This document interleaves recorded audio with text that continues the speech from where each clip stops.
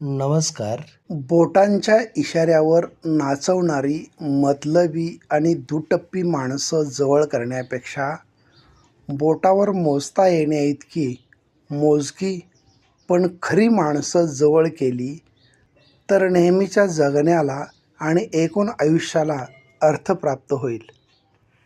जेव्हा आपण कोणावर शंका न करता पूर्णपणे विश्वास ठेवतो तेव्हा आपल्याला दोनपैकी एक फळ नक्की मिळतं. एकतर आयुष्यभरासाठी एक चांगली व्यक्ती किंवा आयुष्यभरासाठी एक धडा मिळतो.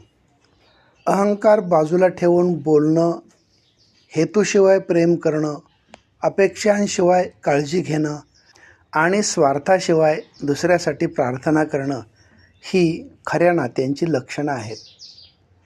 कित्येकदा तुटूनही माळेत मोती गुंफता येतात, कारण ते अनमोल असतात. कुणामुळे तुटत आलो हे महत्त्वाचं नाही, कुणासाठी आणि कशासाठी एकसंग राहायचं हे महत्त्वाचं आहे. कोणतीही गोष्ट तयार होण्यासाठी खूप वेळ लागतो, पण तुटताना मात्र अजिबात वेळ लागत नाही.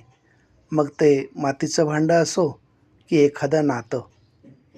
यशाची पाठ कधीच सोडू नये, कारण यश हे कठीण परिश्रमाच्या पाठीमागं लपलेलं असतं.